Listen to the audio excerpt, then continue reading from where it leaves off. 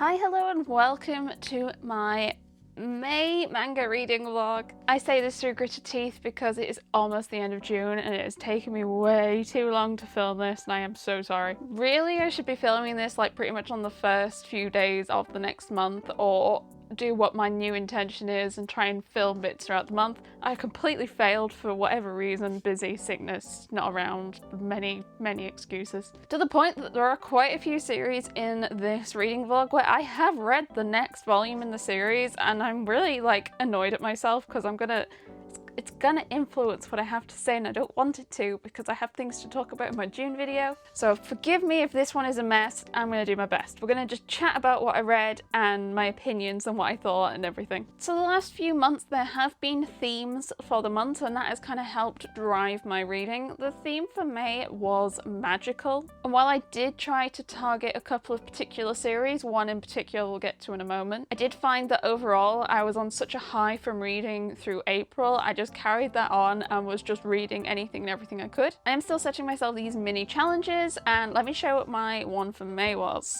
So the challenge I set myself for Magical May was to read the entirety of Sailor Moon, and as you can see, not all Sailor Moon volumes are here. So I read volume 1 a couple of years ago. I think I was like 27-ish when I read it, and I ended up putting off reading the rest for a few different reasons, really. First off, like, I was going into this series completely blind, like beyond the character, knowing there's a character called Sailor Moon and sailors named after planets, and I think a cat. I knew literally nothing else about this series. I was kind of surprised as I started reading it how little I knew. I knew absolutely nothing. But overall, I did really struggle to read the series, and I'm gonna say, like, caveat, it's not necessarily I think it's bad. I don't think it's bad.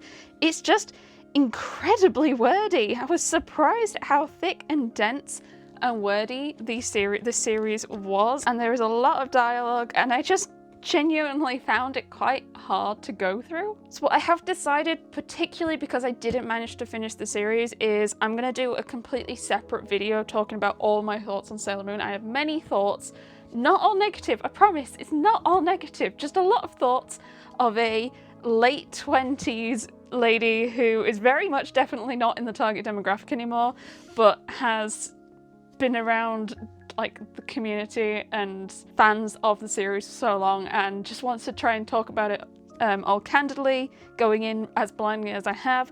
But I'm going to wait till I finish the rest, and I'm going to force myself to finish reading it this year because I'm going to complete all of my mini challenges and then put a video out as soon as I've done that and talk about it. So I do apologise. I'm not really going to talk too much more about it because I'm going to try and do a whole video on it instead to try and talk about it and do enough justice to it, I think. I think the one thing I am going to say is I do think it's a real shame I didn't get into the series 20 odd years ago, because I would have been absolutely obsessed.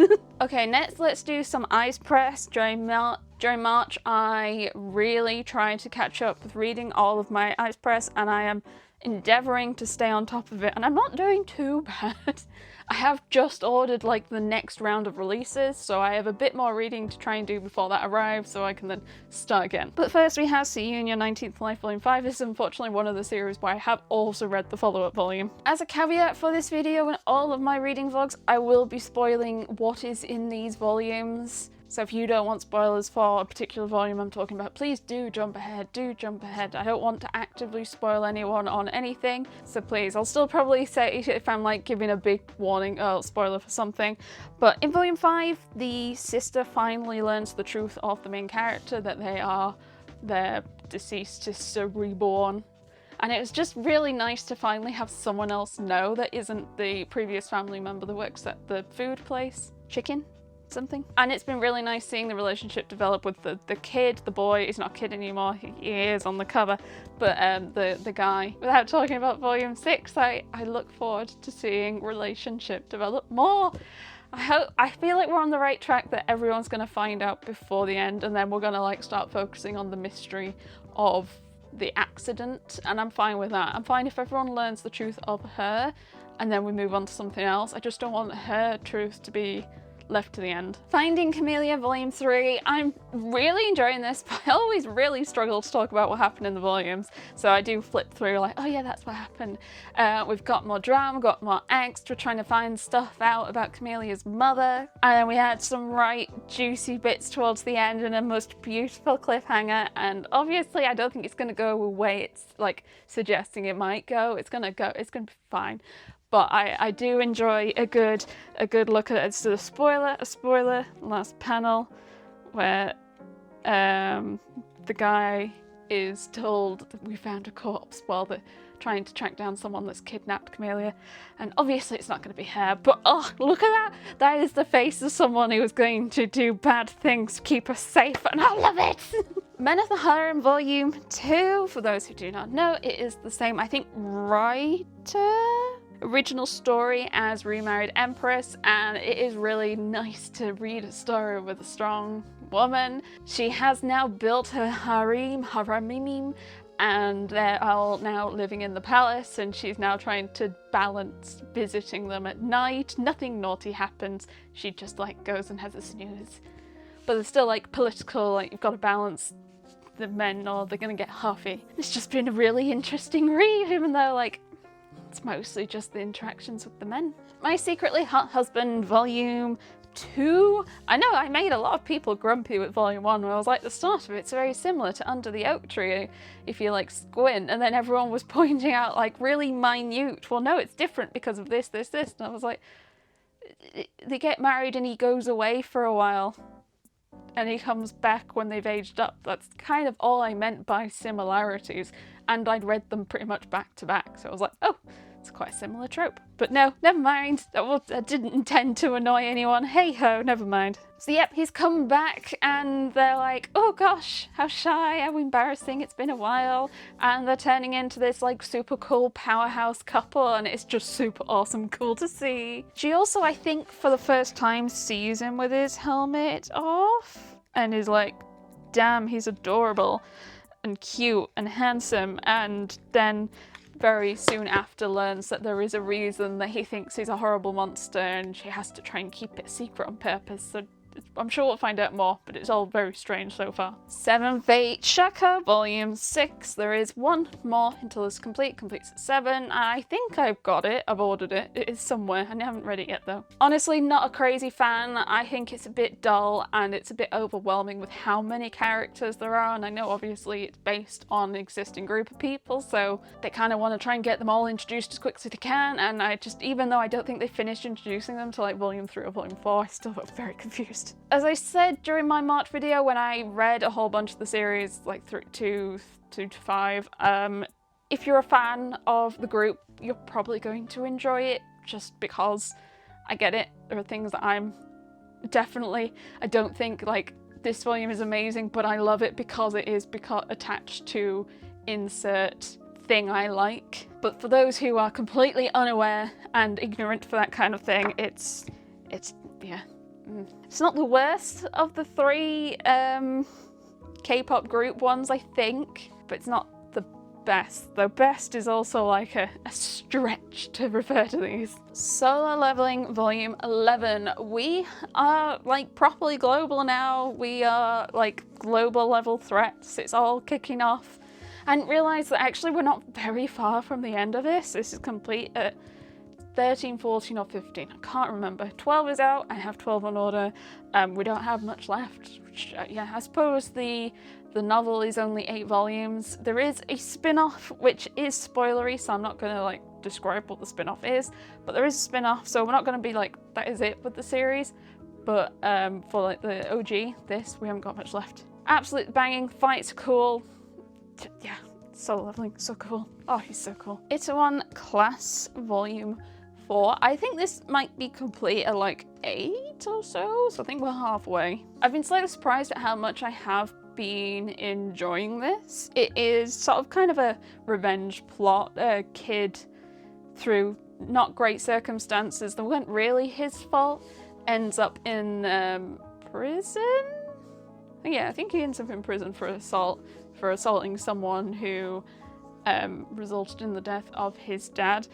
and he has like a whole revenge plot that kind of involves running a restaurant and taking over business from the kid that killed his dad's father's empire, I think. Personally, I'm not crazy on the art style, it's fine, but I do kind of like a good revenge plot, and it's kind of nice to read a revenge plot that isn't fantasy driven as well. This is just kind of like nightlife in Korea. I can't remember exactly where they are, so it's definitely one where I'm not rushing to stay up to date with, but I am still picking up and reading. I'm not fully behind like I am on the Boxer, but I'm not like staying as up to date as I am with like Solo Leveling or my Villainess stuff. Star Seekers Volume 6. This is the final volume of Star Seekers. It is a right chunk. I could not take this seriously. I was like properly like heads in hand while reading this. So the Boys of Destiny, as they are referred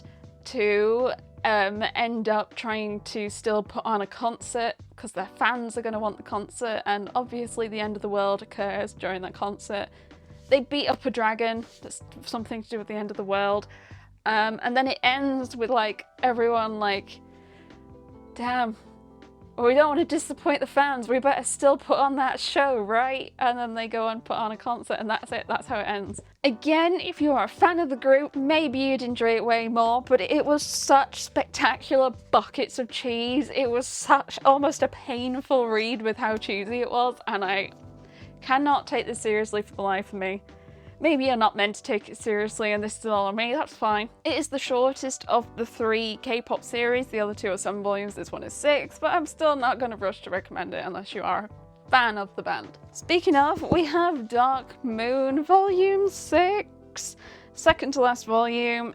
Now, this is my favourite of the 3. I'm not saying it is exemplary, it does feel like I'm reading a weird fanfiction between a girl and a whole pack of vampires and werewolves and band members who are just all in love with her. We do kind of have story reason why things are happening the way they are. We've got some weird like back in time, she was a princess and they were her knights, and she's all powerful, can do stuff, and this old other vampire is trying to steal her power because she never loved him as a princess. Yeah. And while I do struggle and it is still like hard to read, it does have some incredibly pretty pages and panels, and again I'm gonna show some spoiler stuff to you. Like this one here where he's holding her and her hair's all drifting up. I think that's really pretty, I love that kind of shot. But also I still can't get over these shots where they try and squeeze all the guys into like one page. This time we're seeing them from behind, but like they all nice and neatly line up so they fit, and I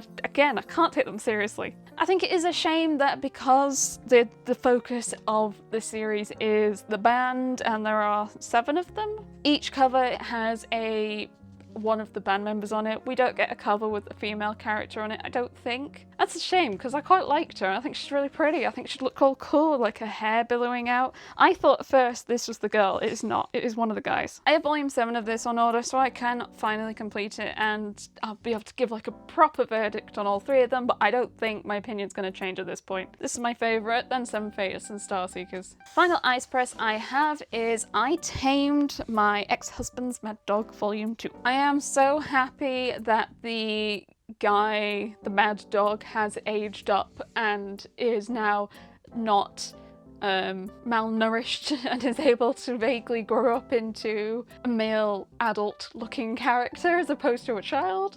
I can't remember exactly what the age gap between the characters is. I don't think it's as bad. I think it looked way worse because he was like malnourished at the start and hadn't grown properly, but looks better now. It is very red flaggy, it has so many questionable tropes, but I am still kind of enjoying it and looking forward to more. And both the characters look great.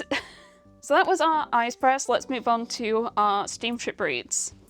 I don't normally intend to group these by imprint or anything, but we are, accidentally. So first up we have Virgin Marriage, A Maiden Voyage into Passion's Embrace Volume 1, a steamship. This is, like, I would say borderline steamship. It's not as, like, tame as some of the other ones we found. It's not as explicit as some of the other ones. It's very middle of the road. I do sometimes have trouble with the trope of getting married and then not doing anything for a while, being completely, like...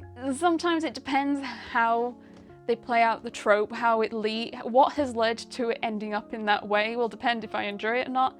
This one I have quite enjoyed. They've gotten married, they're incredibly awkward. They do love each other, but they're just incredibly shy and awkward around each other to be able to try and progress. And I do get that, like, why would you get married if you're still that awkward and shy around each other? I don't know. I mean, I don't get it, but it has still been quite a lovely read, and basically they kind of are both coming to the point of where they are wanting to try and progress and be more physical with each other, and I'm trying to communicate that to each other. And it's been quite cute. I did really like it. It wasn't crazy smutty, but it was cute. And I think I'm fine with it. I'm fine with cute. Second new steamship title is Seduced by the Demon King, Essential Rebirth Volume 1. Another new steamship. I feel like there's so much steamship coming out. I think I have like 3 or 4 in order. Can't believe it. I'm so happy. Mixed feelings on this one. It is smutty. Basically, way back when in another world there was a demon king and this like saint, and they went to battle and the demon king was defeated. They did also kind of fall for each other, yeah, except she ended up, I can't remember exactly how it ended up, but she ends up being reborn in another world and is now this like salary worker in Japan. She has no memory of her past life. And the Demon King has come hunting for her because he's like, I'm not gonna let you live it down, I'm gonna beat you, and then is kind of distraught to learn that she genuinely has no memory of her previous life. And he's quite sad about it and is lingering around, and they kind of grow fond of each other. Yep, steamship romance, yeah. I assume at some point she's gonna get her memories back, but I'll see as I read more, because I will read more of these steamships. Last steamship I have is I Can't Refuse S Volume 6, and this is the final volume of this series. This is probably my least favourite steamship title. I'm really sorry if you are a fan. I know a lot of people are a fan. I don't think I've seen anyone else dislike it. It's just been me. And this volume, I think, just like solidified, if not made me dislike the series even more. So the premise is, for the whole series, her dad has a load of debt and she's trying to come up with ways to pay off the debt. And she learns if she can become a mistress of this like rich guy, she can earn enough money to pay off the debt. Fortunately, she is not very versed in those kind of ways.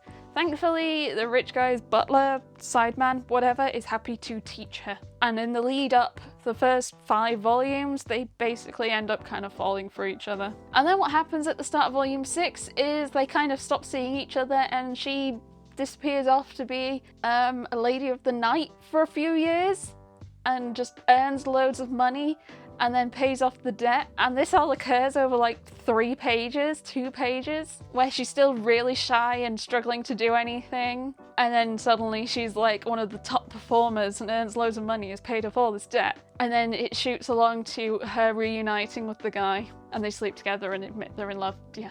I think also her dad's ended up with more debt, and they all get really pissed, and the guy says to the dad, like, you know how she earned all the money to pay off her debt? She was doing this.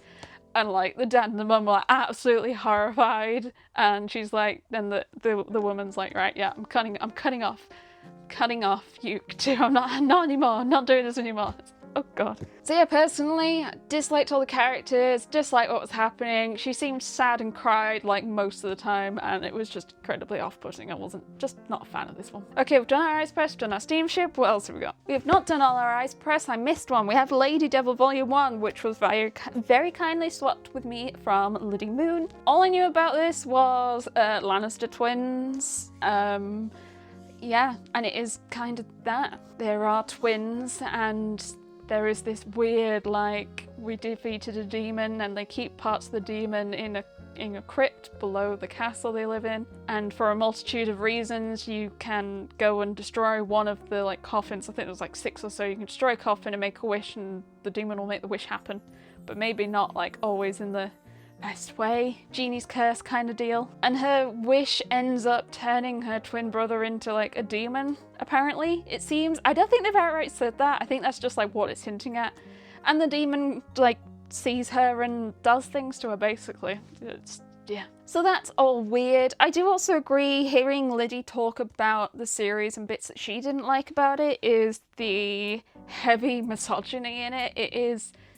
I don't think I realised how bad it was until like the second half, like after getting into it. Like something that both twins do results in her being locked away and he's still like able to like move around and be fine. And there's just this constant like, she could be the problem, she's the problem, when like she's not.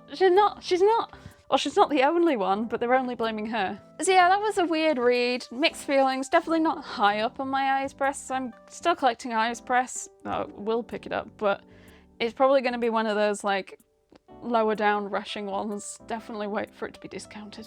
Next we have Beauty and the Beast, Taylor's Oldest Time, A Twisted Tale, Volume 1. This was very kindly gifted from Panini Comics. If you do not know, Panini Comics have now got loads of manga and they seem to have taken over loads of Disney titles as well as a bunch of Webtoon Unscrolled. I was very excited to learn about the manga version of Twisted Tales. For those who do not know, Twisted Tales are a series of Disney what ifs, basically. You can see at the top, what if Belle's mother cursed the beast?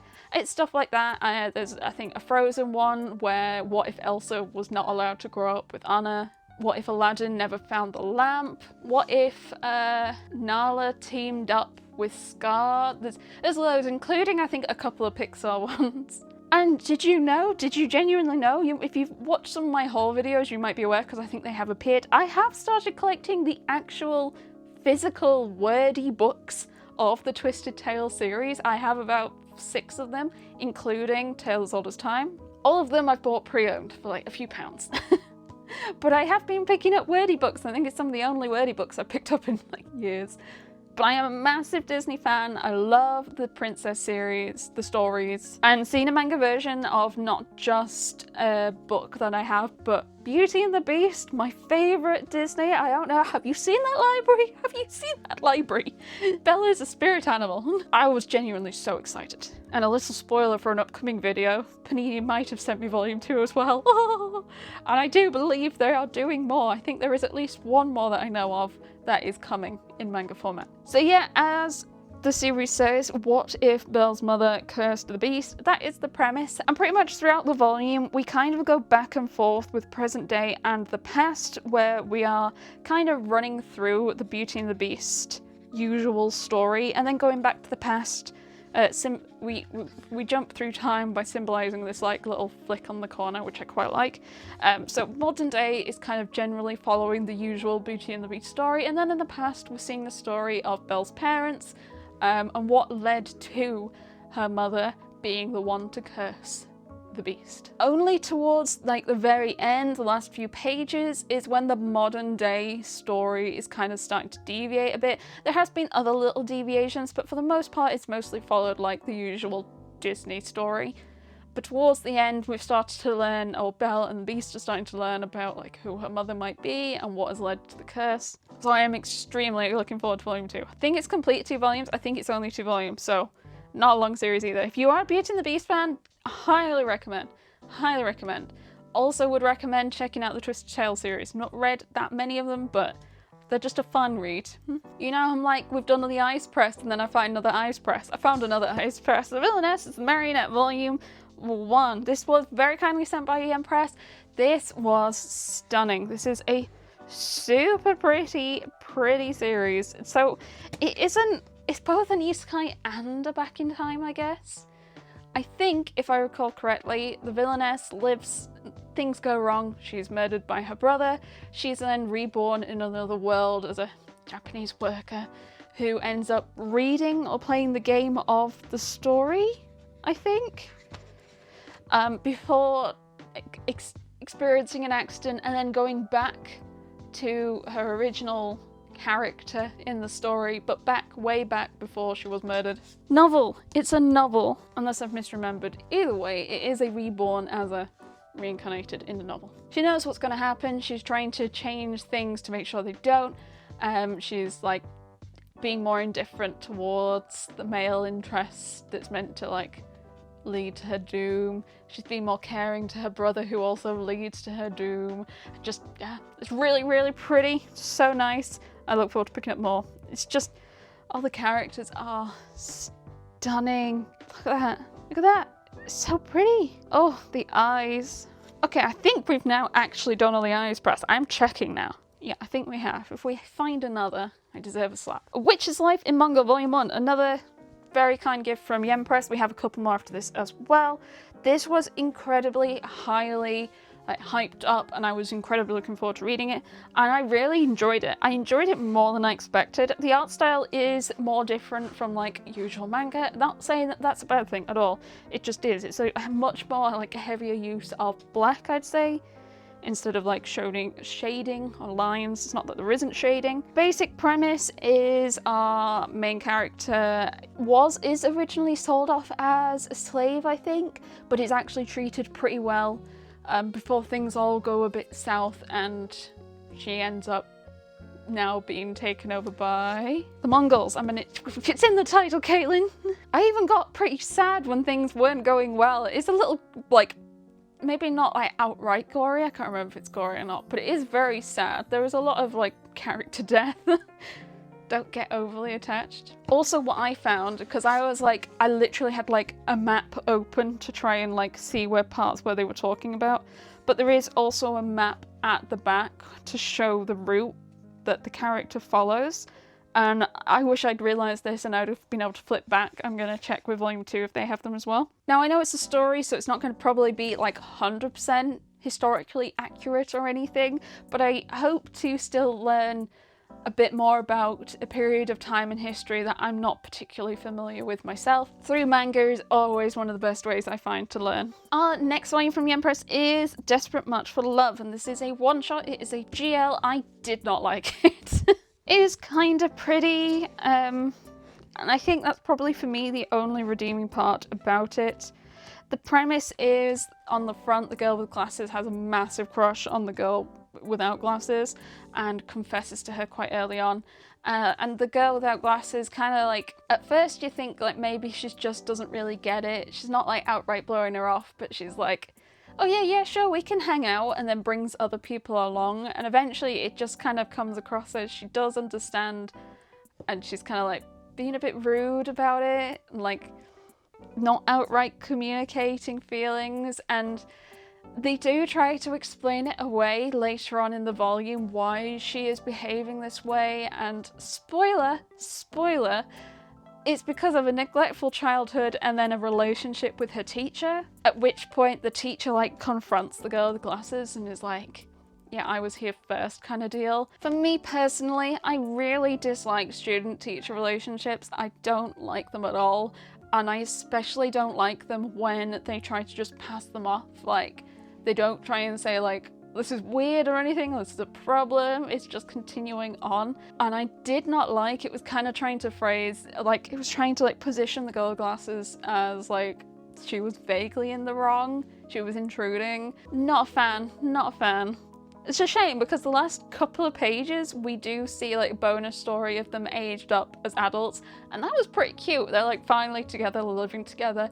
That was some nice interactions. It's the only bit of the whole volume I enjoyed though. Last volume from Yen Press is Stardust Family. This is an all-in-one omnibus. It is a chunky boy, and I must say, I think it was a remarkably good read. I managed to read it all in an evening. I even stayed up a little to try and finish it. It is about 440 pages, so it's, I think, a 2-in-1. I have mixed feelings on this. Again, I think for like the first 75% of it, I really liked it. I kind of liked the kind of deep, darker questions it was asking. Who is ready to have a child? Who has the right to define if you're ready or not? Does the government?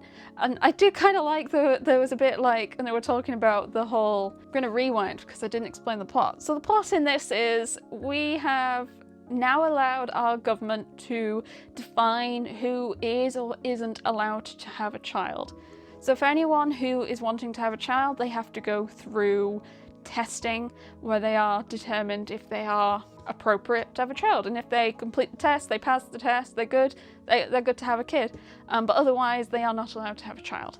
And if you have a child, and you haven't passed the test, there's fines, prison. I don't actually remember what like the whole what happens. Does the kid get taken away? Possibly. And the people, and what better people to conduct the tests than children? And that is who our character here in the middle is. It is one of the examiners who is sent out to families to decide if they are worthy of having a child. Now, I'm not going to talk about whether or not I agree, disagree with government stepping in to decide if someone can have a child or not. Nope.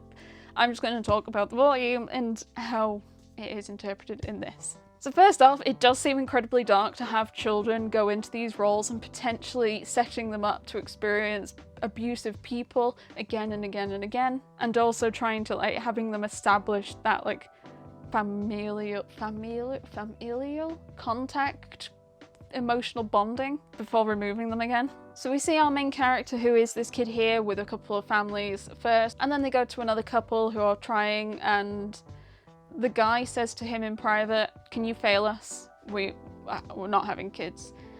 And the kid's like, "Well, not really for any undue reason. I need to spend time and I need to see why." And then, to be fair, most of the rest of the series, till like 20% before the end, is them spending time together, building that bond. The kid has obviously been very jaded about emotions and bonds over his time as a tester. The couple themselves have some issues and they kind of slightly work it out over the course of this. But basically the kid has had some real trauma after his very first experience where he went to a couple or a mum or someone who wanted to be a mum. The kid has some leftover trauma from his very first test where he was placed with someone who wanted a kid and they treated him very well, like actually like a parental figure, and then it got to the end of the time and he was very attached and was like, "Will you come visit me? Will you see me again?" And they were like, "Of course," but then they didn't, because that was, they just did. It was just a test to them, whereas to the kid it was more than that, and he became a lot more jaded over that, and trying to open up and feel feelings again has been harder. But with this new couple he's been placed with, he started to feel it again, but he doesn't trust necessarily that when it's all over they'll ever want to see him again, and they're not just seeing him as an means to the end, sorry. Then towards the end there's a accident where he ends up a bit damaged. I don't know how else to describe it. And they get him home, the couple are all panic worried, they're like, "We'll go to hospital," and he's like, "It's fine, the place will come get me." And then it kind of comes to light, major spoilers, it comes to light that he isn't actually human, he is an alien. And that many years ago some meteors or something fell and there was this mold or something on them, and they managed to turn the mold into children that never aged, and are now using these children to do these tests. I don't know, it felt a bit like they were trying to explain away like the morality of having children being sent into potentially abusive situations, and also how the children don't age. Or do they just have to keep bringing in more children? No, they just have this alien mold fungus thing. The facility come along and it's like, "He's damaged, okay, we're taking him away." And the couple are obviously very sad. They're like, "No, can we keep him as our kid? We'll look after him." The facility is like, obviously no. And then they promise the kid will come see you again. And he kind of vaguely believes them, and then the facility is like, "We're gonna wipe your memories to the kid, because like you've gotten attached, you've gotten emotions, you're not meant to do that." And then we flash forward to the very end of the volume where the kid is woken up in bed and there is a doctor there like, "Yeah, we've had to wipe your head so many times, you've just got too many emotions, we're not really sure you're right anymore, you're a bit broken, so you're just gonna live here the rest of your life." And then we learned that actually it is like 50 years later, and the couple have spent their entire lives building a charity, a fund to build a hospital for these fungus children to live out their lives when they are retired, I guess is the right word. And then the very end of the volume is the pair of them, very, very old, walking into the hospital room, and then like look on the kid's face. I think it's meant to be like a look of recognition. Personally, for me, the alien stuff, I was really enjoying and getting really absorbed in like the morality, emotional side of it until the alien stuff. The alien stuff felt like we need a reason to explain it.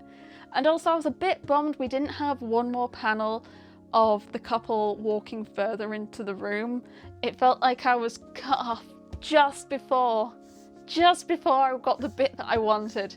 And that annoyed me enough to be a bit grumpy about the series. It is otherwise, I think, a pretty good emotional morality read. I've said morality a lot of times. It's not a real word anymore. Would I recommend it? I don't know.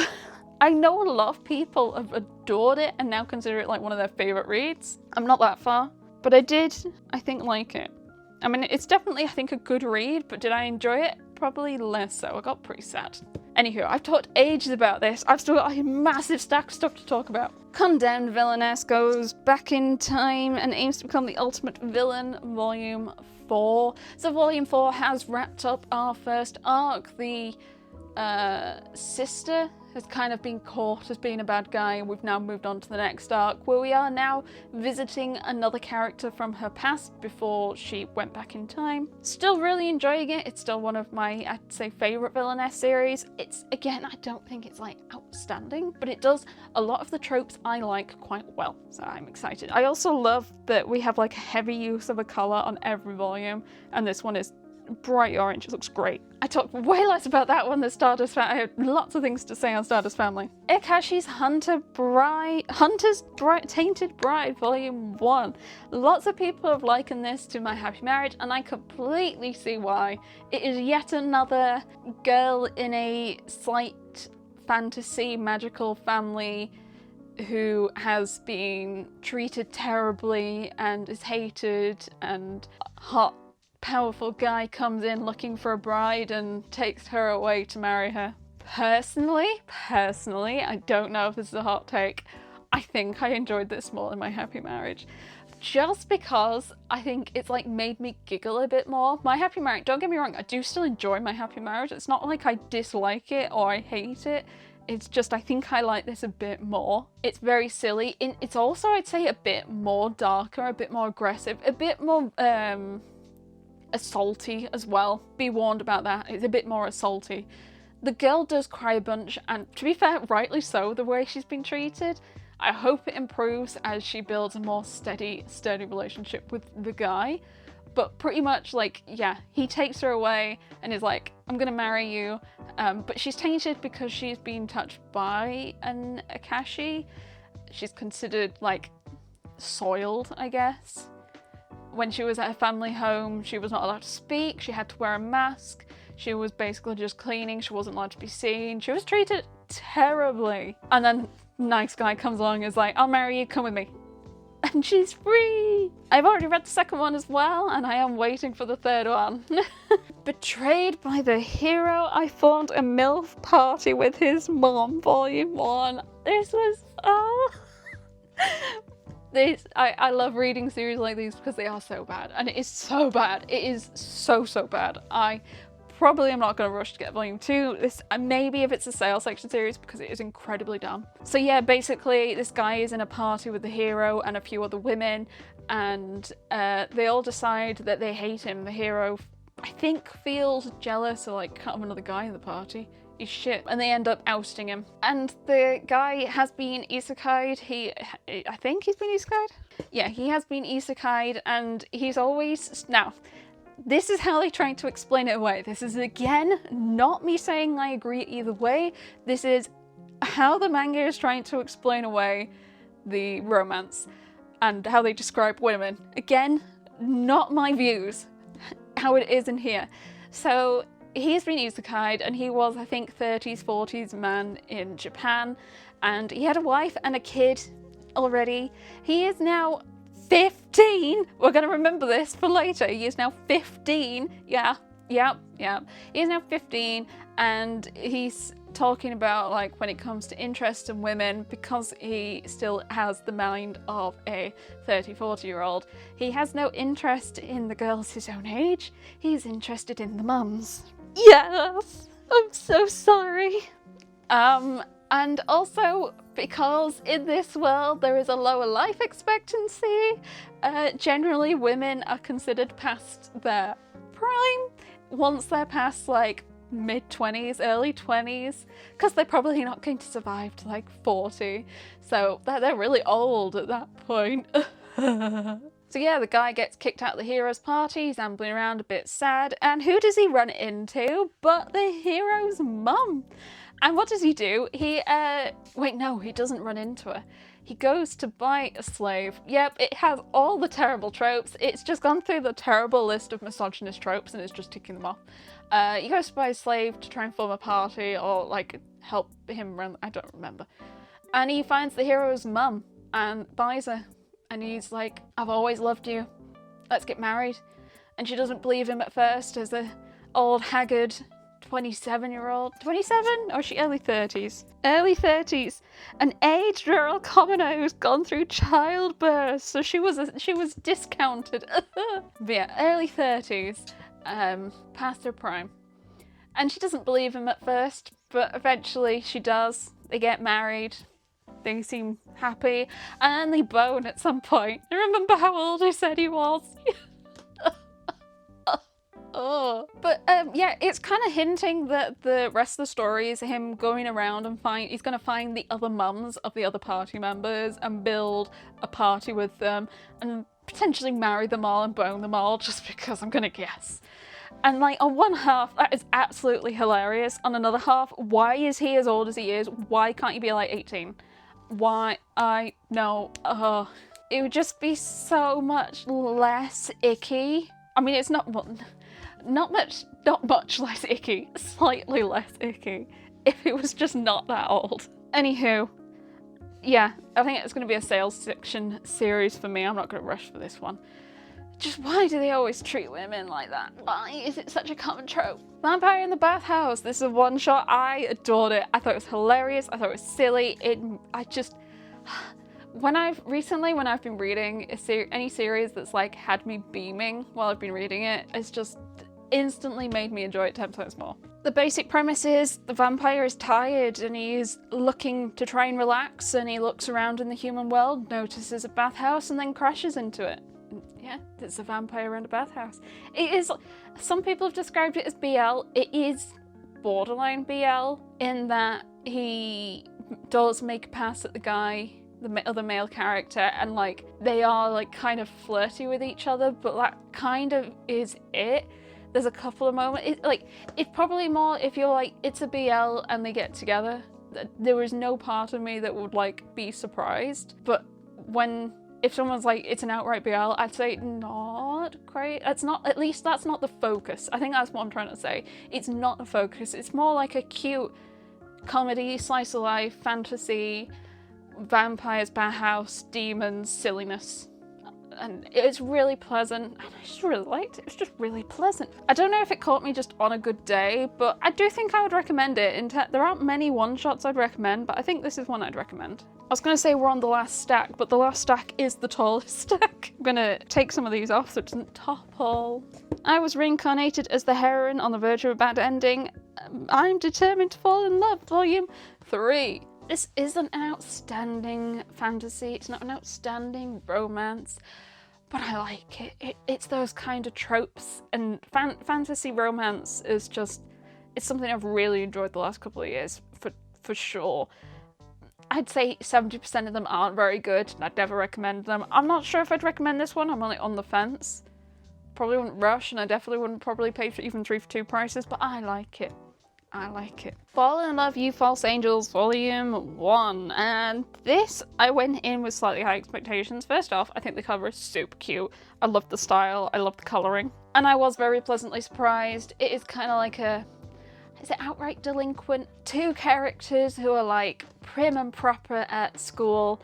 Turns out they have a slightly darker side, and they're frumpy and pissy outside of school as their real like personality. And they kind of discover each other's like secret personality and become closer for that. And it was so cute. It was a different kind of trope that I don't feel like I've really read much of. And I kind of like the guy with his long hair, and I think he's got like a piercing, and it looks a bit more delinquenty when he's not got his hair down. Yes, I have ordered 2 and 3. I think I have 2 and 3. So I'll be reading those in the next couple of months as well. I think back to back, I then also read Takahashi from the Bike Shop Volume 1. This also was, I think this might have been one of my favourite reads from May. So this is a romance. It is an adult romance. When I say adult romance, I mean they are adults, not that it is rude or smutty, mature. It's not really. they are adults. What I really liked about this one is I felt like I was reading and watching an actual romance from the sidelines. Like, sometimes you read these romances and it's like, even like the ones where they're adults, it's kind of like starry eyes and wall bangs and instant feelings and lots of blushing. And I don't feel like we really had that with this one. It felt more organic. The relationship build up and spending time together, and I really liked it for that. So the general premise is the female character rides a bike to work. Her bike is a bit old, broken, rickety, and she rides past this bike shop and she runs into this guy who repairs bikes, and he's like, bring it by and I'll sort it out. And she keeps running into him, it keeps happening. Okay, maybe it's not like completely realistic, but you'll see what I mean if you do decide to read it. And she does bring it round and they spend a bit more time together, but it isn't like initially romantic. It's just like chatting and some time together, and then it's getting a little bit more and more and more. And it's so cute. I really liked it. I, again, have also read volume 2, but I'm not going to talk about volume 2 of this. I'm going to talk about volume 2 the next month reading vlog. It's definitely a recommendation for me. Skeleton, enchanted by the cursed blade, the greatest demon lord who conquers the dungeon and commands an invisible army, volume 1. This was a volume I had on pre-order on Sci-Fi, and it came and I read it. It is a generic skeleton has picked up this blade and it has made him super overpowered. And the reason it's cursed is by wielding it, it is meant to like remove your flesh or like kill you or something, but because he's a skeleton, he doesn't have flesh to be removed. So the sword is like, oh damn, okay, let's actually team up and you can like use me and become stronger and shit. Very for like half of it. The second half is him going around and building an army, and I liked that part. I like the whole building an army and powerful beasts and stuff, and I was enjoying that more. There is some weirdness with the female character being the sword, by the way, because I think I've read like 3 series this year where a sword is a busty woman. 3! Oh my gosh. And she keeps trying to put the moves on him. He's a skeleton, he don't care. That's the only bit I think I was like, no, come on, let's not. Can we just have the overpoweredness? Put that title on the spine though, that's my kind of like crazy title. Jean Bride Volume 1. I had seen a lot again hype for this, particularly on Instagram, and a lot of people described the ending having a twist. So I tried to jump on it because I love reading twists without knowing anything. Love going into the twists blind, so I was quite desperate, like I want to read it and not see what the twist is, and I did manage it. Don't think the twist was like as aggressive as I was expecting from the way everyone talked about it, but hey ho, it was still a twist. So a lot of this story is about a woman in reporting. I think she's in reporting. Yeah, maybe. And she is constantly experiencing sexual harassment or just being undermined at work for being a woman, such as times when she's doing an interview and she asks a question and the person she's asking the question to is more interested in the skirt that she's wearing, and then the next day talking to the same person and a male asks the exact same question and the person is like, that's an amazing question, that's amazing, and then answers it as fine. And you can see her just stewing because she asked the same question the day before. It was quite a sad read, seeing everything she was going through and seeing how she was dismissed as well and not being taken seriously. And after the comment someone made on her skirt, her just wanting to get rid of it in its entirety. And that just broke my heart and that made me so sad to read. Then there's the whole bunch of weirdness with the twist at the end where it's like, she might have been at a facility or there's someone else with the same face as her. I didn't understand that, to be honest. I didn't really understand what's happening.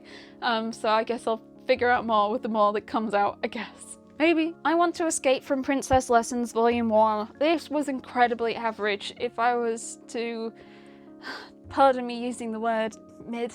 A girl has had to spend her life training to be a princess and it's arduous and boring and she hates it and she's trying to escape, and that's pretty much the plot. Towards the start she does manage to escape. She thinks the prince has decided to marry someone else and she's like, excellent, I'm free, and she flees. At which point the prince comes and fetches her and is like, nope, I'm actually in love with you and I didn't realise it was that bad, I'm so sorry. she doesn't believe him. She doesn't think he actually loves her. She thinks it was just like a marriage of convenience or something, and is desperate to not go back and escape, and pretty much the rest of it is her trying to escape and him trying to get her to believe that he actually likes her. I kind of feel bad for her, like she's gone through all this arduous pain and he's not like really communicated to her well enough the fact that she ran away. Because I wasn't a massive fan, it is on my sale list. Saying that, I think I've ordered volume 2 because it was on sale on Blackwell's, but it is on my sale, not stay up to date list. On and off Work-Life Imbalance volume 1. I picked this up at MCM for more than I would like. I actually quite liked it. It is painful to enjoy the Square Enix series when they're really thin. It is about two characters who work together, and on their off time they like to wear different styles of clothing. Like gothics, the lady wears this gothic style and the guy wears this sort of Lolita style. Is that the word? No. So there's the guy as an office worker, there he is as a Lolita boy, there's the woman as an office worker, and then as a punk girl. Doesn't she look so cool? Just look at her. It's so cool. And yeah, it is just them like in their everyday lives, and basically they kind of run into each other out of work, but they don't realise they are each other because they look so drastically different, and they accidentally end up spending time together. And I really quite liked it, but I will be waiting for it to be lowered in price and not paying the $14.99 RRP that these volumes have. Hirayasumi volume 4. I don't really have too much more to say other than really cute, lovely slice of life. Do recommend. I've read volume 5 this month in June, and I have stuff to say about volume 5. I don't remember what happened in volume 4, I'm so sorry, but I do recommend. I am now staying up to date with this. Oh, there was a Christmas party. There was a Christmas party! Highly recommend, it has Christmas in it. How to deal when your intimidating neighbour is actually an omega. And this is a one-shot, and I did kind of like it. Very mixed feelings on one-shots. I've been reading loads this month, so you'll see those in the next video. I think I quite liked it though. It wasn't like some other series where it's past it wrapped and all the smut is in the bonus chapter at the end. There is like smut throughout, and I really quite liked the building of the relationship between the two characters. So in terms of BL one-shots, probably one I would recommend if you're fine with Omegaverse and smut. DraQ volume 2, after reading this, I did like check and it is complete at 3 volumes, and then I read volume 3 last month and I've completed it, and I'm gonna try, I'll talk more about it as a totality in June. But in volume 2, the guy has just turned into a werewolf and he's kind of experiencing what it's like, the family, the girl's vampire family getting more involved. We're getting some like lore and backstory to the werewolves and the vampires. But all in all, at this point, I was a bit worried because I was like, what do you mean it's complete in one more volume? It worried me a little, and potentially for good reason, to be fair. Isekai Affair volume 2, I'm not reading the whole title. This was as bad as the first one, if not worse. There were worse parts to it that made me uncomfortable to read. It is complete at 3, there is one more. I don't recommend this. The best thing about this is the dumb appendages. They're all super dumb and over the top, but this is not nice to read. Parallel Paradise 21, another one where I have read another volume in June. It is a series where I do not recommend. I do not enjoy it anymore. It is just getting so much worse. I'm too invested in the plot, especially at 22 volumes in, but it is just so grim, so gross, so degrading to women, getting so much worse. We had gotten some plot, and then we lost it all. We seem to just keep going back to making it grim and gross and violent. I don't recommend. Don't do it. Don't read this. Frieren volume 12. I think, yeah, just triple checking. This was, again, not just one of my favourite reads of last month, but one of my favourite reads of the year so far. And I do feel definitely in previous years, because of the way I do my tier list at the end of the year, I only do volume 1s. It's not allowed me to talk much about series where a volume later in a series I've really enjoyed. This one was excellent.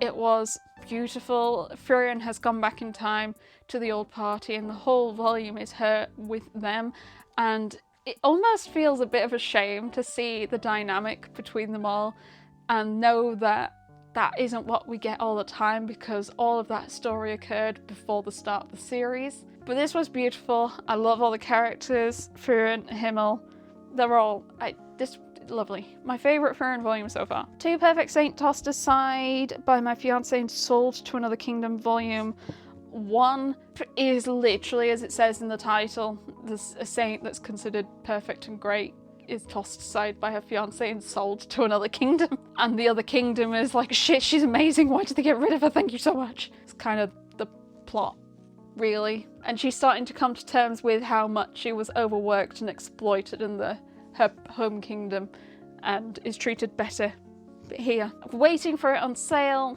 not rushing. But again, my kind of thing. Yonoi Tsukihiko's Happy Hell Volume 2, continuing on with the budding relationship between our two characters. Doesn't the male character look quite nice on this cover here? After some toing and froing and some nice little drama moments, they have kind of sort of confessed to each other towards the end and now being cute together. So I look forward to the next volume where we hopefully can see more of that like dynamic and coupley time together. Assassin and Cinderella Volume 1. I really want to appreciate how vibrantly pink this volume is. It looks stunning. Basically, it's two assassins dating each other, in theory, not knowing that the other one is an assassin.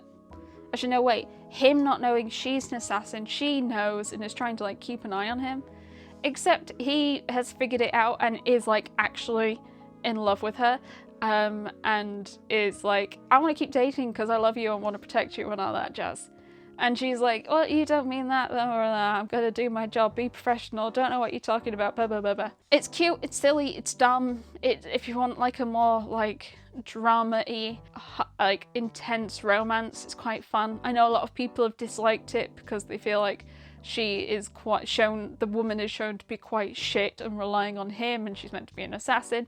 And I do also agree with all of that. She is shown to be pretty shit considering what she's meant to be, like a professional assassin. I still kind of enjoyed it though. And it's so bright pink. In another world, My Sister Stole My Name, Volume 2. Fantasy romance. There's been miscommunication, people don't realize who people are. Our main character is still pretending to be the sister because the sister who was isekai first is pretending to be her. And yeah, I'm looking forward to more. I'm hoping the truth will out soonish.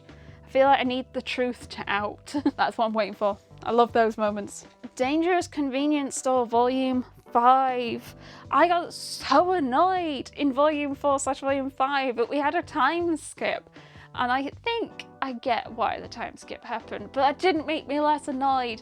And I feel like I expected and hoped for a bit more from the reunion. But I'm so happy they're back together and oh damn, yeah. I mean, I did enjoy it. I was just like, juicy, how could you? I look forward for Volume 6. We are getting near the bottom. We only have a few more left to go, I promise. Next we have Dead Rock Volume 1. And this is another series from the creator of Fairy Tail, Eden Zero, Rave Master.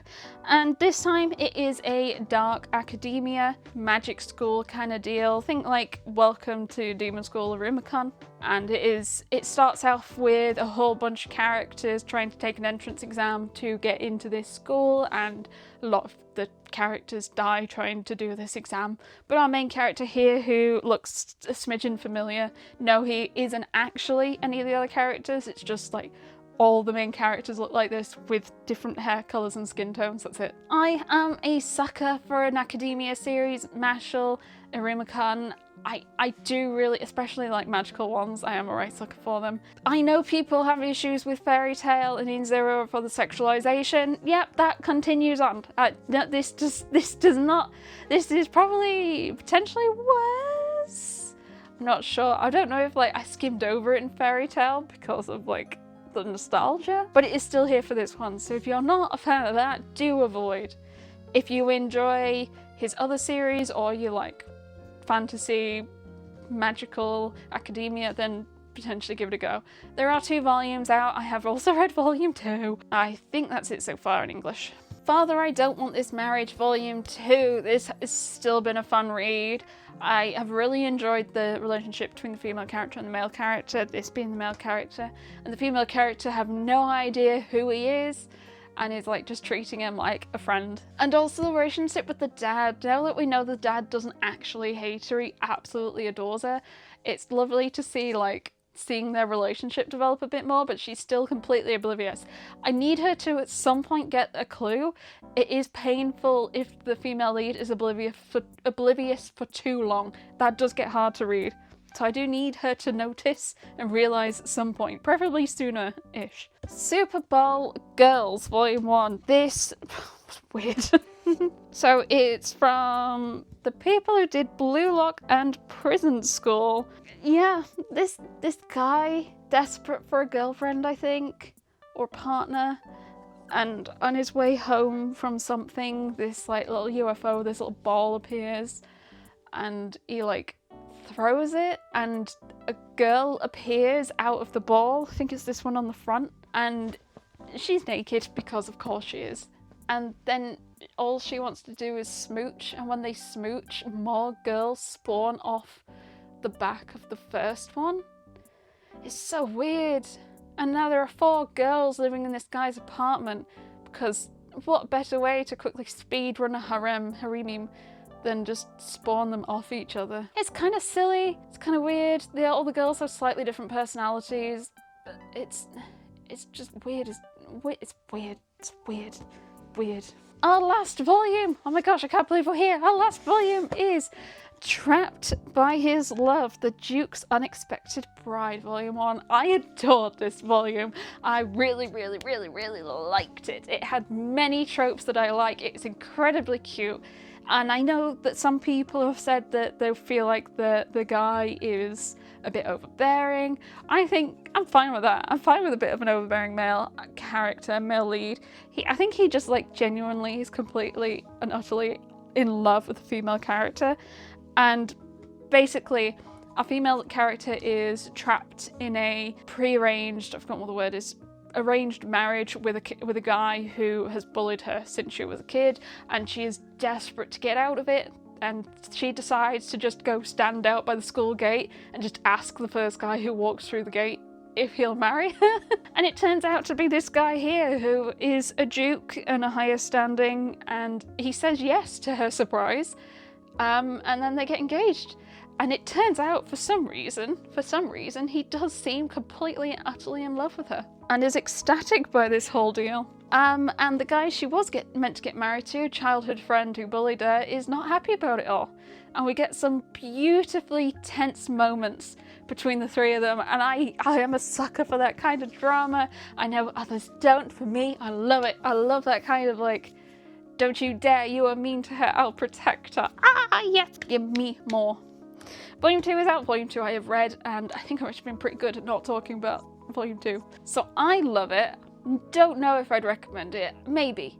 It's definitely on the airing of recommending, but I adored it. Gosh, it is very late. That has taken me ages. I'm so sorry. I hope you enjoyed it. I hope you enjoyed the ramblings of a crazy person who left this video way too long to film and is going to have another one to film in like 3 days' time. Do let me know what you thought. I am always interested to hear what you thought. If you read any of these, do you agree or disagree with my opinions? If you want to argue it out with me, do join the Dudette Discord server. I'm happy to have nice, civilized discussions about manga series and tropes and things like that. If you're interested in early access to my videos, do check out my channel membership. It's 99p a month. And if you do generally enjoy my videos, remember to like and subscribe.